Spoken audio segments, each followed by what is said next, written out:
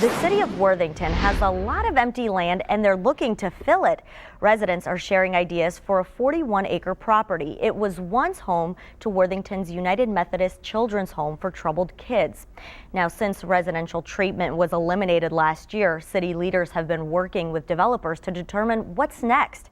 And as 10 TV's Ashley Berry explains, people have a lot of ideas as to what should and shouldn't be built in that space.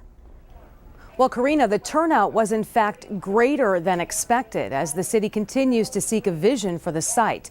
Residents were able to tour the grounds to get a better sense of what's available and possible.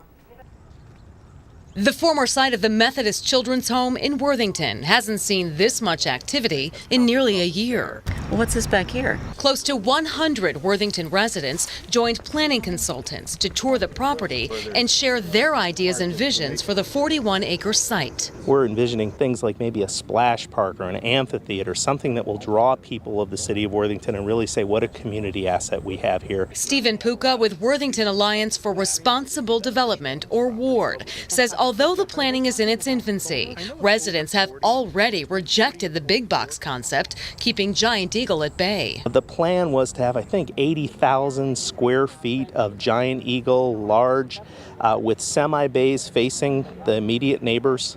And people looked at that and said, this is in no way going to really have a positive impact on the community. Like, we're just trying to show what the range is. Chris Herman with Columbus-based developer MKSK says the non-binding citizen-driven framework is definitely considering residential, commercial, and green space, or some combination of the three. And I think the answer is going to be moving more towards the middle, and how do we mix some of these uses in a way that helps respond to the market and the needs of the city.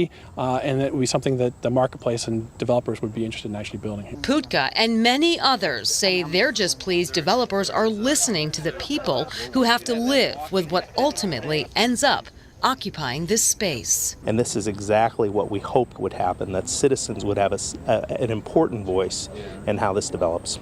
Now, MKSK will continue developing concepts and then share their ideas with the public in early December. Ultimately, it is in part up to City Council to decide exactly what goes on that site. Reporting in the newsroom, Ashley Berry, 10 TV News.